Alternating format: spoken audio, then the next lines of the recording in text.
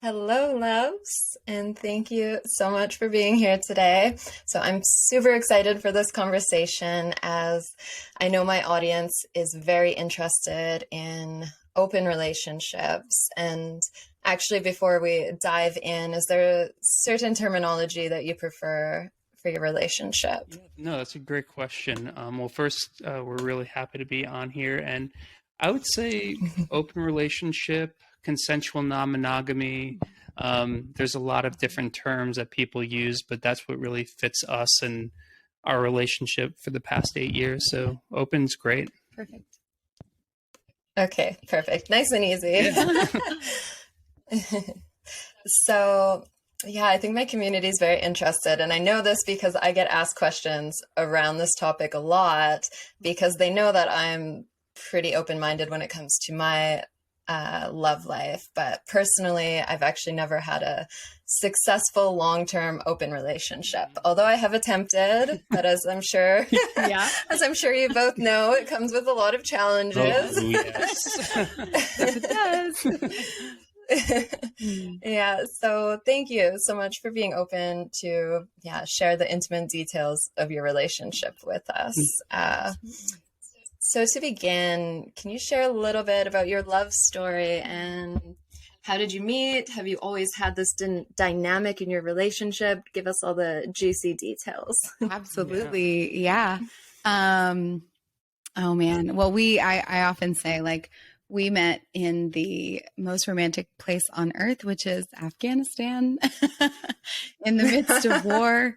The universe really conspired to have us come together, and to be in the same place at the same time. There was a sequence of events that was really like otherworldly that brought us to the same place. And we were both married at the time to other people. So we had both been in very traditional, very monogamous relationships. And we met each other and immediately felt a pretty strong connection with one another. And as we explored that, we began to ask ourselves and each other the question of like, does it feel wrong to love or to feel these feelings with another person when you also love this person that you're married to? And what we arrived at in our discussions was, no, we don't feel wrong about this. The only thing that we feel wrong about is not being able to really share this with our partners and not necessarily being open to this relationship. So I'll tell you, like the first time I hugged this man, it was like being plugged into a socket. Like it was just energy through my whole body and it was electrifying. And I knew, I knew from that moment, I was like, there's something very, very powerful here. And then, what else? I've heard you tell this story a lot and it never gets old as far as like that feeling, because it transports me back to that base and being able to just be physical in that moment with you in just a hug. Yeah.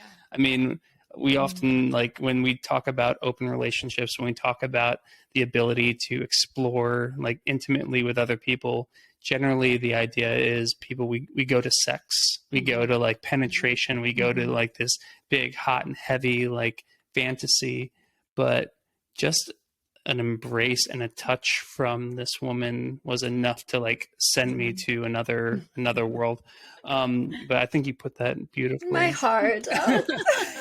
But I also want to caveat that, again, we've been in a relationship for 8 years, so we've also run the dynamic and of the challenging aspects of this relationship that we've cultivated, and coming from previous marriages, being, the stigma of divorce, the stigma of wanting to curate a relationship dynamic that is non-traditional. We learned a lot about how society viewed us, how we viewed each other.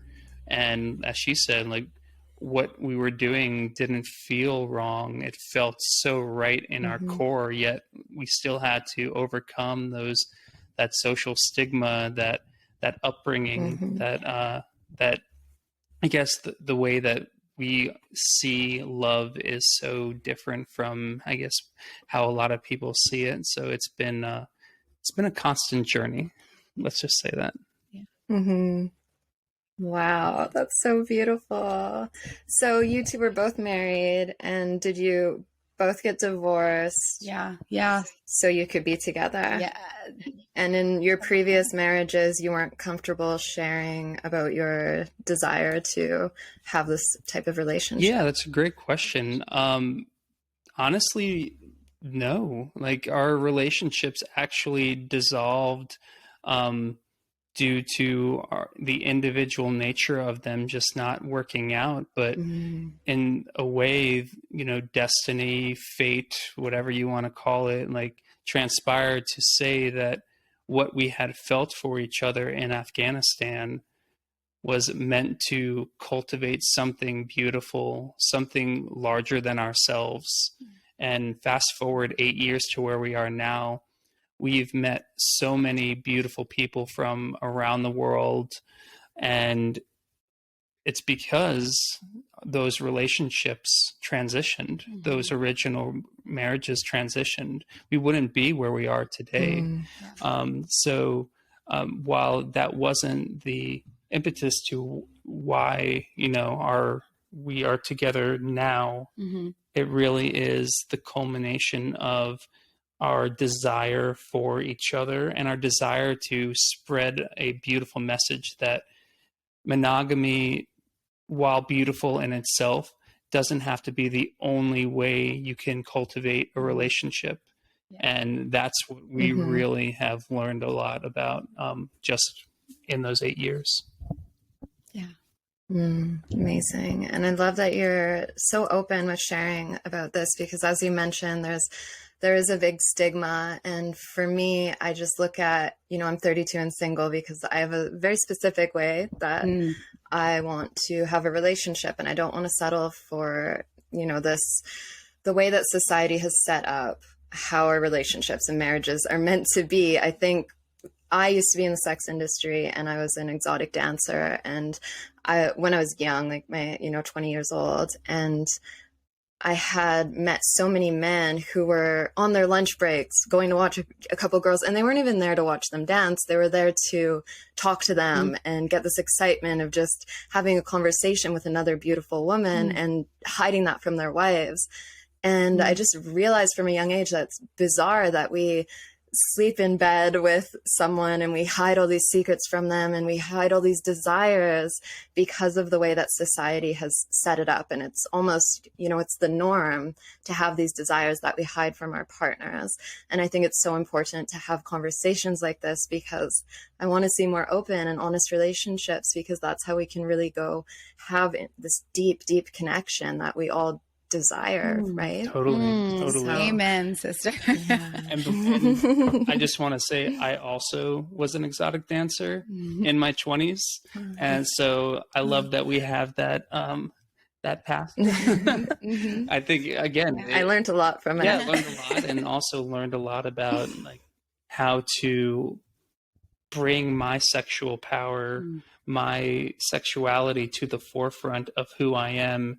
And not just in the traditional way we think about sex, but just how we can integrate it into the relationships that we build, even the platonic ones. Yeah.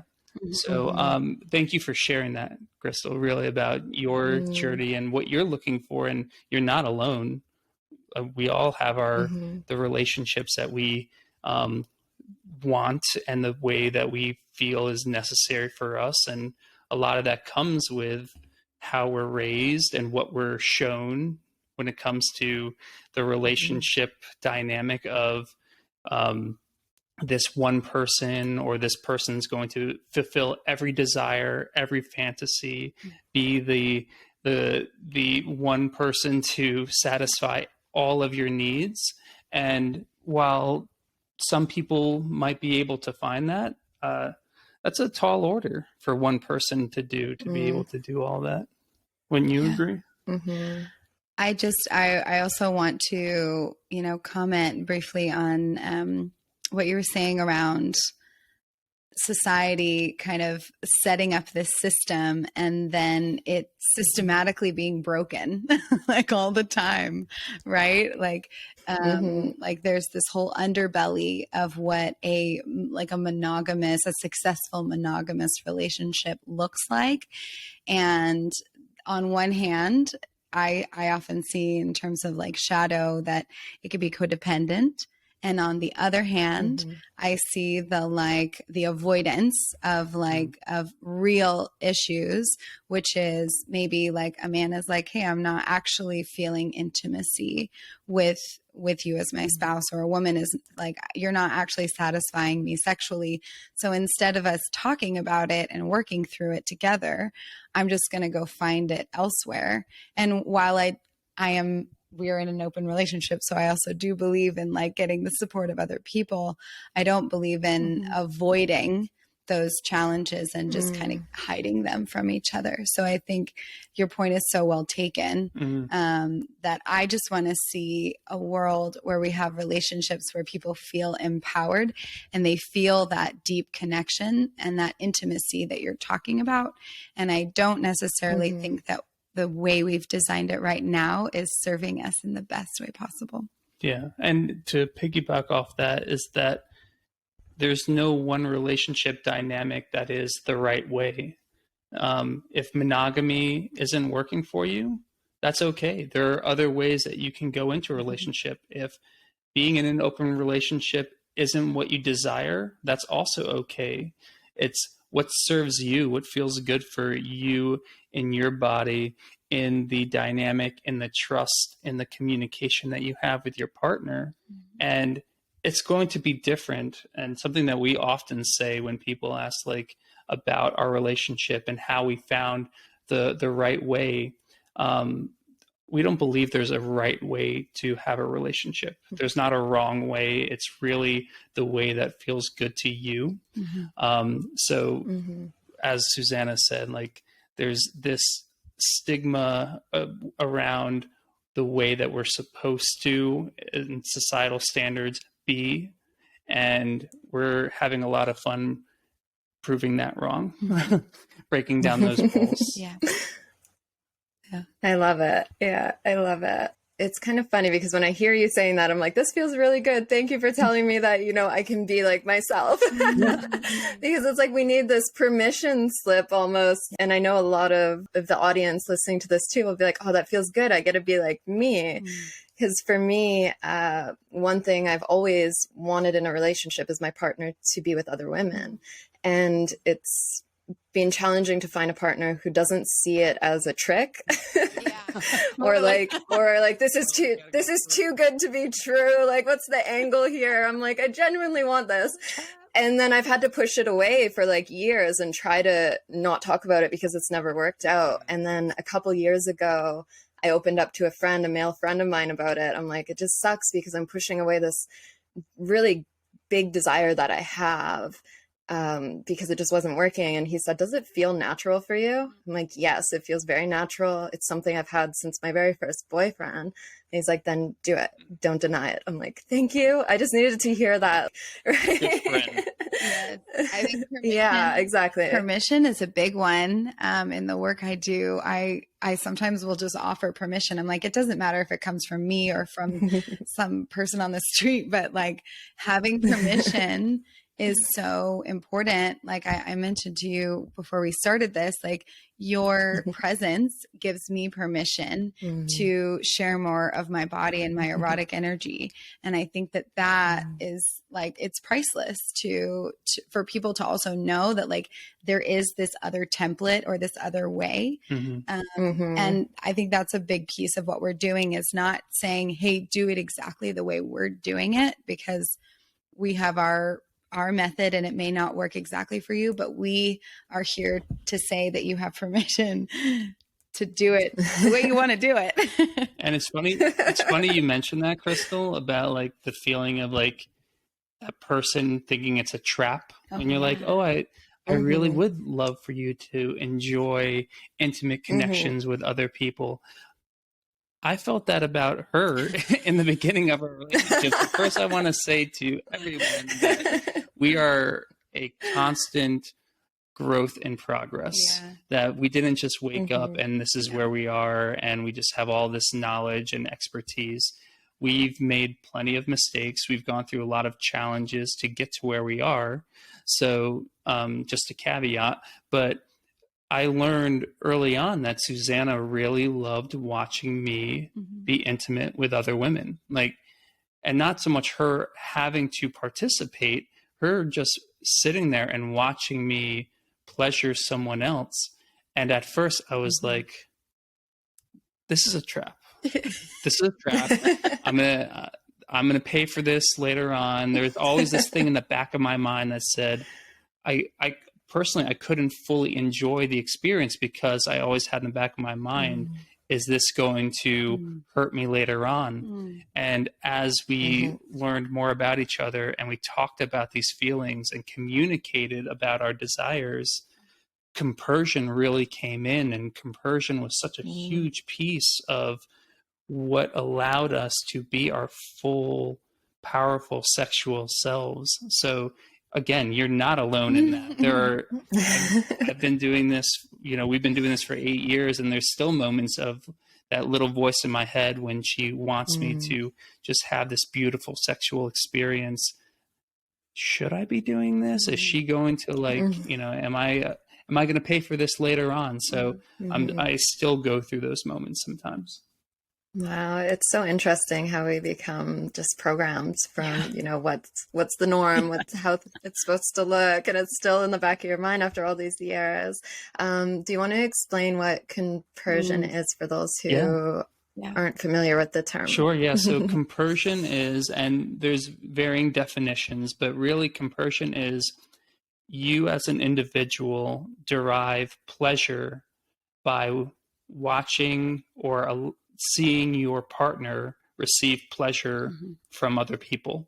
So it doesn't have to involve you at all, but if you know that your partner is turned on, is feeling emotionally supported and lifted up by someone else, that's compersion. You are now satisfied by your partner's satisfaction. It's often described as like the opposite of jealousy.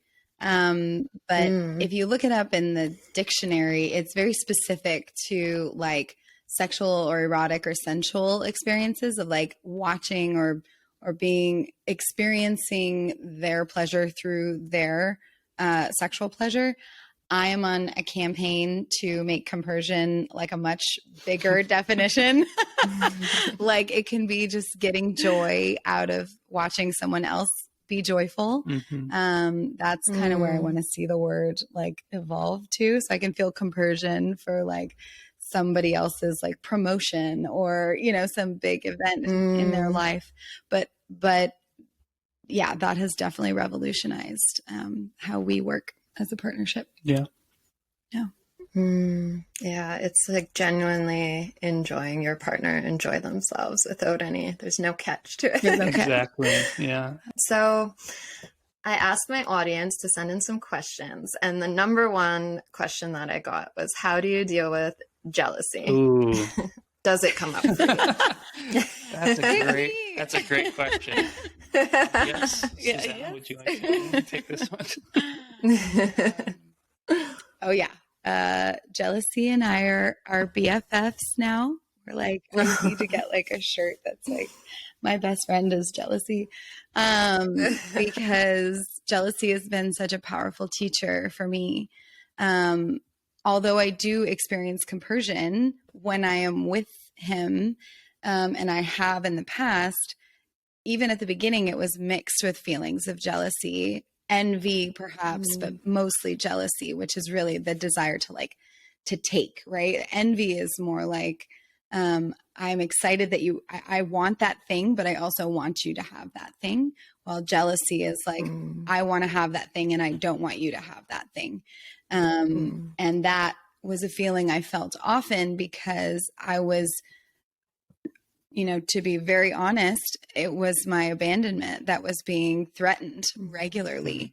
Of like, he tends to be a little more avoidant. I tend to be more anxious in our attachment I styles. wouldn't say a little. I'd say I'm avoidant. Like, that is my attachment style. Yeah. We're both becoming more secure in our lives now. But that process of recognizing, honoring the jealousy that came up, and then holding space for it in our relationship is really what healed it. And I'm also not, I want to be clear that I don't want jealousy to be like something that we avoid, or that it's like a bad thing. I think that jealousy is a very useful tool and a useful emotion. I think all emotions are useful, but that one in particular is powerful because it can show us, it could be that there's an injustice happening in your relationship, and that's why you're being triggered. So you may be jealous because there haven't been clear boundaries around these certain things, and you're feeling a sense of betrayal. So that may be very helpful for you to speak up and say, I'm feeling these emotions, right? And that's important. Then it could also be the other piece of like I would say B for jealousy is when we feel the life of having a puppy. That's okay. It's usually on my end, so it's nice to, you're like, it's for nice. once it's not my dog. Not your dog. Not your dog this time. I may wait for a second till he comes back in so that they're, yeah. Yay, success. Great. So the second piece of jealousy is that often it is a fear of abandonment that is being triggered pretty powerfully, right? So it could be like, this person is maybe, I may feel that they're taking my partner, or I'm afraid of that intimate emotional connection because I don't feel worthy enough that they're not going to like be stray from me. Right. And this also stems, I think, a lot from our monogamous programming of, if this person is with another person in any way, in any capacity, in sexual or sensual, or even just like a deeply connected emotional way, then there's like not enough of that person. And that takes a bit of, I just think it takes spaciousness and communication. Yeah. And to the communication piece is, how do we deal with jealousy rather than compartmentalizing or pretending it doesn't exist? As Susannah said, it's talking about it.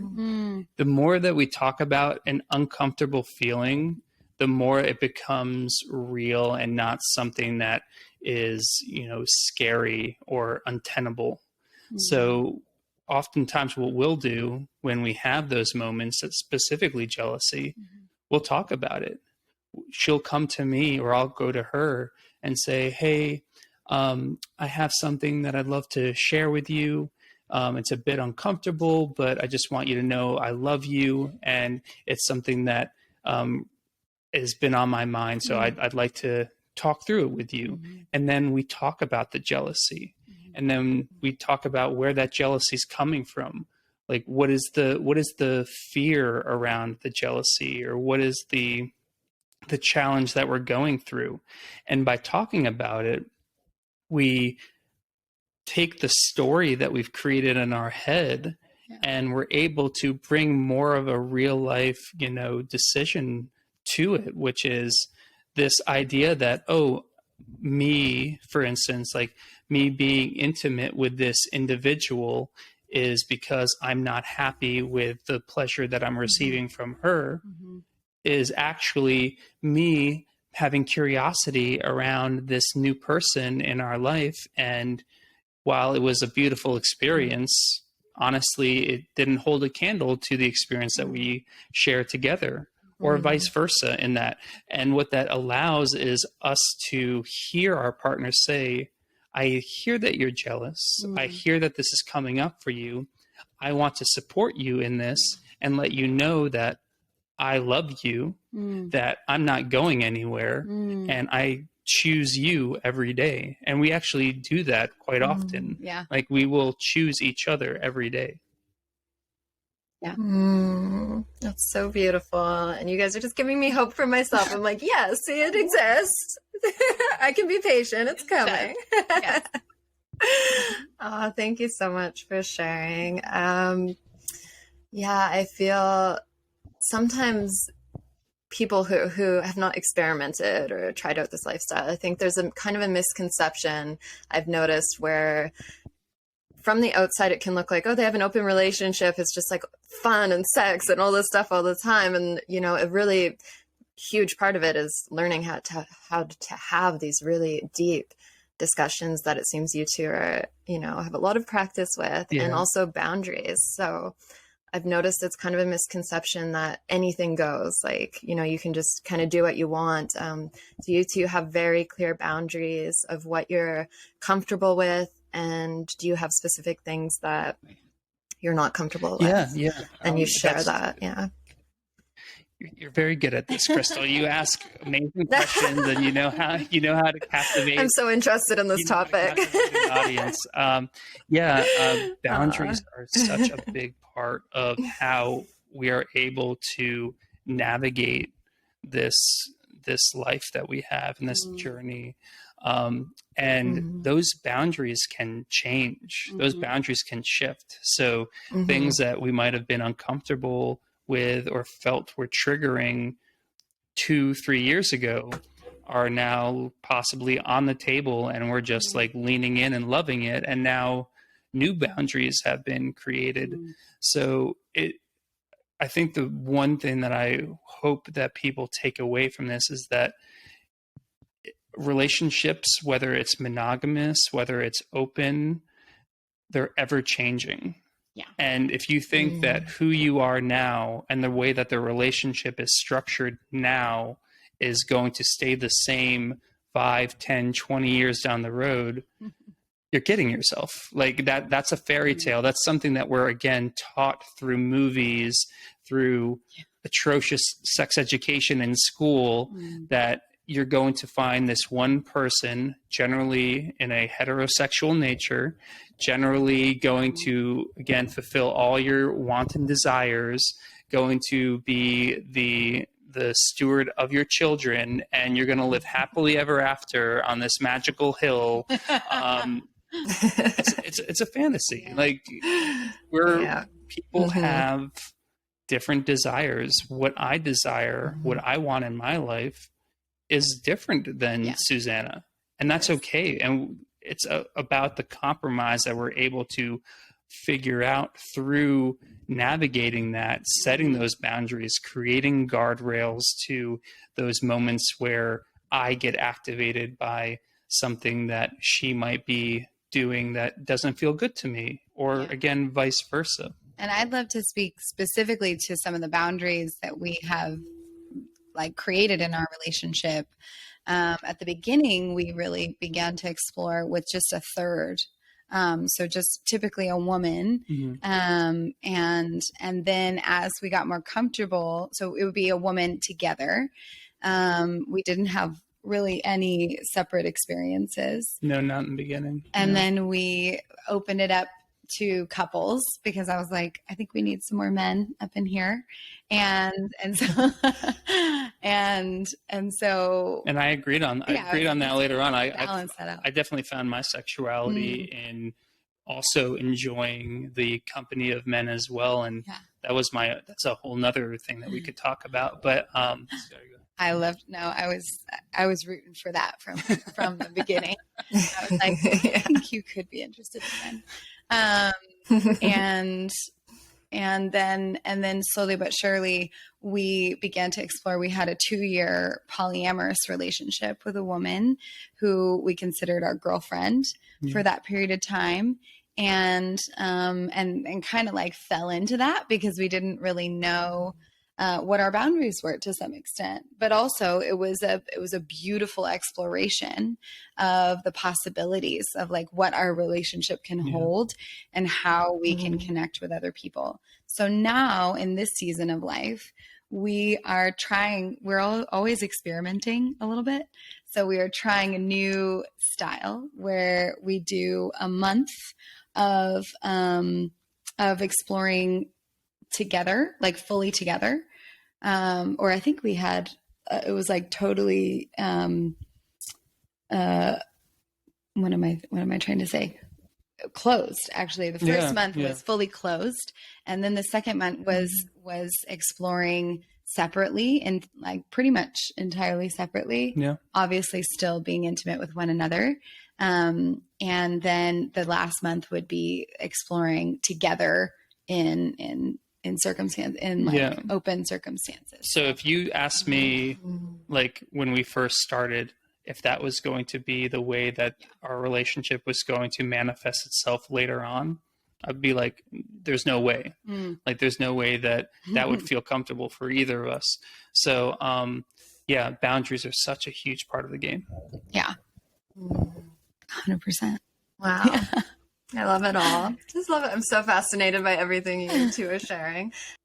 I like that you shared that in a relationship it's always ever changing, because I think some of us say if we went into an open relationship, then we feel like it's always going to be this one dynamic. And I just love that you two are open to exploration together, and you're really in it together, and honoring whatever comes up in the relationship. 1 year, maybe you want some, one day or 1 year or whatever it may be, maybe you want something, and then later it might be changing. I love that you two are able to openly discuss that and just go with the ebbs and flows and everything, what may be changing. And I just, I really honor that. I think it's so beautiful. I think, you teach a lot about Tantra, and then that aligns with, in my opinion, a lot of concepts of even like Buddhism, and to me, it's about impermanence, of like really honoring the seasons and the cycles of nature, of this beautiful Mother Earth that we live on, and that created us. And we are just fractals and microcosms of her. So if we honor the impermanent nature of our beings, then we will honor that in ourselves, in our relationships, in our whole the way that we, just show up in the world. So to me, that also gives me a bit of release and a feeling of like, so you mean I don't have to like always show up in this way forever and ever and ever, even if it's like, hey, I'm on my cycle this week and I would really like for you to not explore with those people because I'm feeling extra sensitive, and being able to renegotiate some of those boundaries, even on like, could be a weekly basis, right? If you're so inclined. So I think that recognizing the impermanence of all things and us is powerful. Yeah. And something that came up as you were sharing that is the idea around expectation in relationship. It's a generalization, but we often bring our wants, our desires, the things that feel good for us, and we put it on someone else to satisfy, to say that these are the things that feel good for me. So if it feels good for me, well, obviously it's going to feel good for you too, because I mean, you like me, we enjoy spending time with each other, and which is, sometimes rather unfair. It's rather unfair to like have this expectation that the things that I want, the things that I need, the things that are important to me to also be important to her. Yeah. So when we can level set those expectations and start to minimize and say, you are a completely separate being, while I love that you are in my life and that we are sharing this life together, that go and be your full, brightest, authentic self. No. And it's so easy to think about and it's so easy to say, but it is so hard to do. It's so hard to do. We love attaching to what feels good. Yeah, it's our human nature. Yeah, and there's a really great book. The author, it's slipping my mind, but Polysecure. So Polysecure is a great book that helps to talk about a lot of the things that we've been talking about around jealousy, around the different types of attachment, around expectation setting. So what I would definitely harp to all of your listeners, and also you, Crystal, as you navigate your relationships, is to research, to learn, to educate yourself, to find people who are also navigating this. I think the strongest part of our experience has been our community. Yeah. Being able to be understood and uplifted by the community of people that we have had the pleasure of curating and joining over these many years has really helped set a foundation when we're having those moments of, man, I'm really like feeling super insecure right now around this relationship that Susannah might be cultivating with this person, or Susannah feeling, jealousy around the experience that I just had that was, to me, beautiful, but also possibly not as, expansive as she might have thought. So having a community member to be there to listen to, someone who understands, is so, so important. So just constantly educate yourself, constantly be open and curious to the possibility that love and relationships can bring. Yes, I love that. And I love just being, very open and flowing. Like personally, I don't like to label my sexuality or my relationships because I feel in a way that limits us. Totally. Yeah. So even saying, I'm bisexual or I'm in an open relationship, I feel that, because you're so explorative, like you two are, and you're trying all these new things, you're not attaching or even putting expectations on it, looking and being this certain way. So I really love that aspect of it. And I'm also curious, is there a certain community, like way that you've found a community around this, or has it happened and how do you meet the people that you bring in or have other experiences with? Does it happen organically, or is there an app, or all those things? The answer is yes, yes to all. And we also totally resonate with you around labels. Like, I think that's been one of the hardest things for us, is when people ask about our relationship, or they hear that we're in a partnership, and that we're, I identify as multisexual, so does Susannah. And I think we do that because it's one of the most broad terminologies that you can. And it's something that I think we're moving further away from labels, but we're still, at the infancy of it. But I think ultimately what I've found for us, and the way that we've been able to, make our relationship just stand out and be the example for others to see in that community building, has been just, again, being curious. So we're on apps, and there's a ton of apps out there. Tinder, Bumble, OkCupid, Field, hashtag Open, FetLife, Ashley Madison. I mean, that's only a handful. And then also organically too. We like to search out and find fun, kinky, explorative experiences. And generally, if you're going to some form of BDSM dungeon or some form of like play party in your local area, you're going to connect and find like-minded individuals. And then also just using the open source of the internet. There's so many groups out there. We're both part of this really great group on Facebook called Poly Life. And there's like 30,000 members on it. 30,000 members. So wow. If you there's something you're interested in, it doesn't have to be an open relationship. It could be you want to find a community that enjoys going to some shibari, experiences. That exists. If there's something out there that you really like dressing up as there's this awesome Netflix show called Bonding, and this guy walks in and this guy's dressed up as a penguin, and he wants the other guy to dress up as a penguin, and his kink is they are in these big penguin costumes and they fight each other. That's his thing.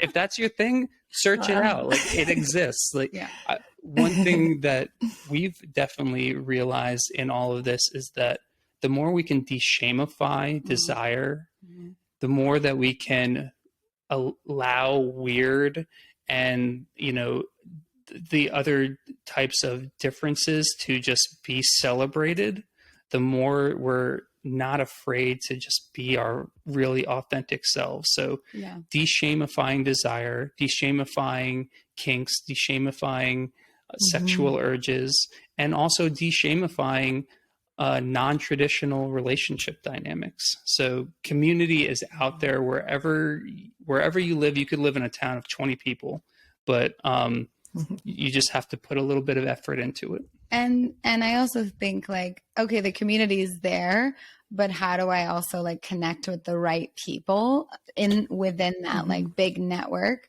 And we have over the years gotten really good at speaking very authentically about our relationship. So I think getting to know yourself and getting to know your relationship very clearly, and being able to have those clear communications, like sessions with your partner, that will shine through when you find some people. And there is a little bit of intuition in it too, right? Of like, okay, does this feel really aligned? Does it feel really good? So I do think there is a process of self-healing and self-connection, so that then you can speak truth to what you're actually seeking and what you're looking for, because then that draws in the right people for you. You're so wise. Right. So powerful. You are. There's always people. There's always someone for us out there, whether it's a penguin or whatever it may be. I love it. It's out there. Your person's out there. BDSM and kink spaces in particular, because as someone who's survived sexual assault and sexual trauma, I love spaces like that, because they often focus a lot on consent and speaking like, hey, is this okay? Some play spaces are not as much like that. So for those out there who may be like a little more timid, it seems ironic that the BDSM community would be like the safest place you feel, because there can be impact play and some other things. But to be honest, that's where I often feel the safest, because I know that no one is going to be in my personal space unless they ask. And then they ask very clearly. And I really enjoy that. Consent culture is really big in that community. Huge. Yeah, it seems communication is like the biggest key to it all, right? Totally. Yeah. Do you ever feel, one of the questions I received too is, how do you create the safety in your relationship between the two of you? I guess it's through communication, but how do you feel safe physically and on an emotional level? It's a good question. I think boundaries keep me feeling really safe. In our course, we talk a bit, I talk about how boundaries are, they give us the ability to love and be loved in the fullest expression of that love. That boundaries actually, like, it gives the love like a channel to like hone in on the places where it's welcome. And so I think that the most unsafe I felt was when we had less boundaries around, and we didn't even know what boundaries were an option. Like, we had no template. And this is one reason why we're now speaking about this, because we know there's so little information. So I didn't even have the like concept of what would a boundary look like, because I had seen highly codependent monogamous relationships dating back to like great grandparents in my lineage. So nobody has boundaries there. And so I had to make them up, and we had to make them up to some extent, or see other people and be like, oh, they have a a boundary that's this, and start to identify those. So it could be like, 1 month you're going to explore in this way, 1 month you're going to explore in this way. It could be like, absolutely, no play with anyone in our like zip code. It could be, always practicing safe sex with, that's a big one for us, of course, of checking status and then always, and then like for me, wearing condoms, getting tested is a big one as well. Yeah. So like, these are boundaries that help me and him feel safe, both in our bodies of like, I know that you're not going to come home and bring something unwanted and put it in my body. And same thing for emotional safety of like, hey, where are you comfortable going to in terms of emotional safety? And we learned a lot about that in our polyamorous relationship. In this season of life, we're realizing that we're not wanting to like call someone, like label someone a girlfriend, because that feels a little bit too close to our partnership. So yeah, these are just ideas. Yeah. And what's safety to us might be different to other people. Right. So what we're sharing is our experience. Our experience isn't the de facto answer. It's going to be different for every person and every relationship. So it's when you're meeting these people, when you're going into these communities, when you're going into these spaces, it's finding the nuggets that really speak to you and the relationship and using them and like having that be something that you use as your guiding compass, and the things that are either not serving you or doesn't feel good for the relationship, throw it out. Like there is really so many ways you can like talk about any of the subject we're talking about, even safety. But there's often this idea that, oh, this relationship over here is doing this. Well, that means that's what we have to do. Or we see them having this completely open dynamic where they don't communicate around things, and well, they're together and it seems to be working. So maybe that's what we need to do. And that's where I often see relationships struggle and sometimes fail because they're trying to do something that is inauthentic to their body, their emotions, their relationship bond. So find the thing that really works for you, whether it be in safety, in communication, and cultivate that. That's beautiful. Beautiful. So powerful. I love it all. Thank you, loves. And as you shared, there's not a ton, there's community, but there's not a ton of resources for those who are curious about it. And you have a beautiful course. Do you want to share more about it? Yeah. We like to call this our love project that we've really have been cultivating for the 8 years that we've been together. And it's an online course. It's a 6-week course. It's called Open to More, How to Navigate Consensual Non-Monogamy.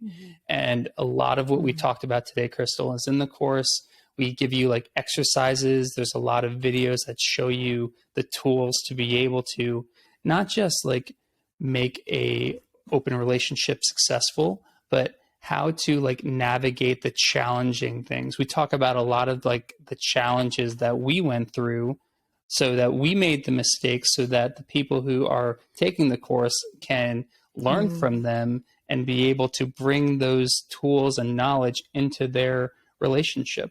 So it's open to more, and we can provide you information on where to go to get that. But it's honestly, I'm sure anyone that you talk to who's created something, whether it be a course or a book or some form of knowledge, is going to be proud of what they created.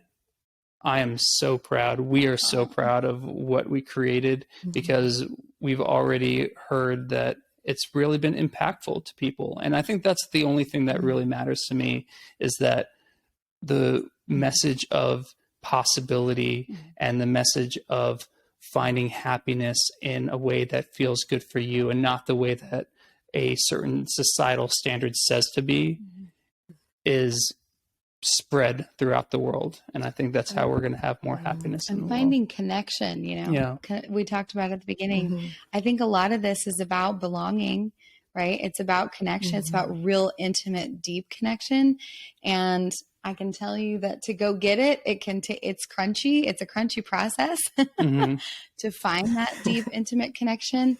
But once you do, it is so worth the journey. Yeah. Oh, and you mentioned community. Like once you complete the course, you actually get access to our community. Yeah. And in that community, you will meet other people who have taken the course. So now you get to meet like-minded individuals.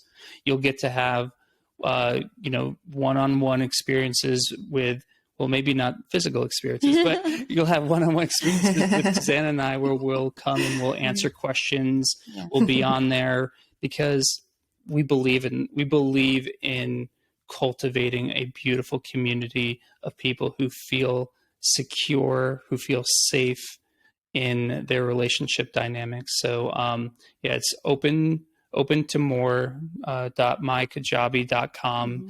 And if you have any questions, you can reach out to us. Also, I'm on Instagram. We're on Instagram at Coming Closer with André. So we can send that to you as well.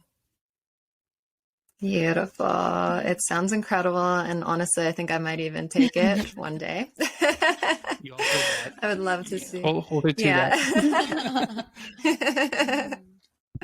I just have to find my next lover. We'll see. I'm in the mountains in Canada right now, so unless like a lumberjack's gonna come out, I don't think it's gonna. I'm hermiting a little bit. Yeah, we have a great community of people, Crystal. So you just let us know. Oh wow! Okay. I like this. Okay.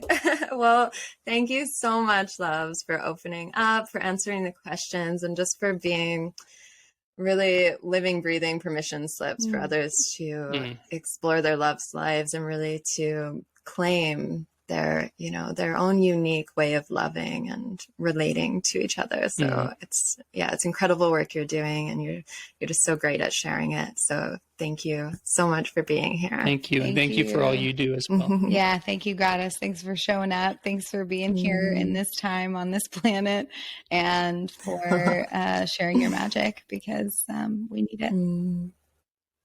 Yeah. Thank you.